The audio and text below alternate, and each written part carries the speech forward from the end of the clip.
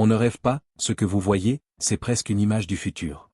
Une sorte de projection, Mourinho avec le Real Madrid, un retour qui pourrait s'étendre jusqu'en 2028. Et si tout se confirme, cette scène pourrait devenir réalité très bientôt. Honnêtement, c'est difficile à croire. Parce qu'aujourd'hui, dans le football, il ne reste presque plus de rêves à vivre. Beaucoup de choses ont déjà été accomplies. Mais il m'en restait encore 3, voir Mourinho revenir au Real Madrid, imaginer un jour Nadal président du club, et surtout voir Cristiano Ronaldo terminer sa carrière en remportant une Coupe du Monde. Et parmi ces rêves, celui de Mourinho à Madrid semble aujourd'hui le plus proche de devenir réel.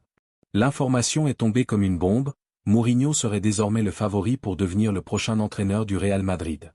Et cette fois, ce n'est pas une simple rumeur. C'est une tendance sérieuse, portée par des sources très fiables.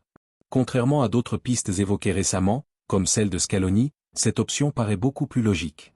Pourquoi ? Parce que Mourinho est disponible rapidement, expérimenté, et surtout déjà prêt à reprendre les rênes d'un club comme le Real. Depuis plusieurs semaines, plusieurs noms circulaient, Klopp, Pochettino, Deschamps. Mais aujourd'hui, tout semble converger vers Mourinho. Ce choix divise, forcément. D'un côté, il y a ceux qui se souviennent de son premier passage entre 2010 et 2013, une équipe compétitive, une Liga record avec 100 points et 121 buts, et surtout la fin de la domination écrasante du Barça de Guardiola. Mourinho avait redonné une identité forte au Real. Mais de l'autre côté, certains n'ont pas oublié les tensions, notamment avec Casillas, ou cette impression qu'il avait laissé un vestiaire fracturé derrière lui.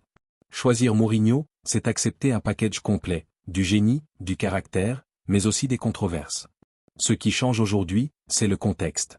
Cette fois, le retour de Mourinho ne serait pas seulement une envie personnelle, mais un choix assumé du président Florentino Pérez. Et ça, c'est capital.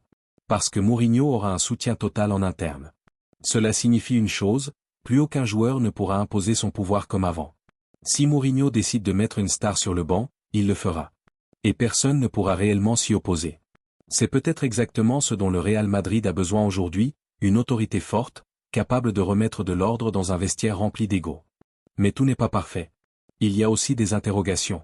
Mourinho sort de plusieurs expériences mitigées. Tottenham, la Roma, Fenerbahçe, Benfica. Même s'il a eu des moments positifs, il n'a pas toujours dominé comme avant. La vraie question est donc simple, a-t-il encore cette capacité à diriger un vestiaire de stars ? Peut-il encore imposer sa fameuse main de fer ? Certains pensent qu'il a évolué, qu'il a appris de ses échecs, et qu'il est aujourd'hui plus équilibré dans sa gestion humaine. D'autres craignent qu'il ne soit plus le même. Mais une chose est sûre, il n'aura jamais eu un effectif aussi talentueux depuis longtemps. Et ça peut tout changer. Tactiquement, Mourinho reste une référence. Mentalement, c'est un leader. Et avec le soutien du président et d'une partie du public, il aura les conditions idéales pour réussir. Ce retour représenterait aussi une opportunité unique pour lui. Peut-être la dernière grande mission de sa carrière. Et surtout, une chance de réaliser un objectif historique, remporter la Ligue des Champions avec 3 clubs différents. Au final, Mourinho au Real Madrid, c'est un pari. Un pari risqué, mais excitant. Un choix qui peut soit relancer totalement le club, soit créer de nouvelles tensions. Mais une chose est certaine, si cela se confirme, le football mondial va trembler. Alors, bonne ou mauvaise idée ? Le débat est ouvert. Et tais-toi, dis-moi ce que tu en penses. Mourinho au Real Madrid, bonne ou mauvaise idée ?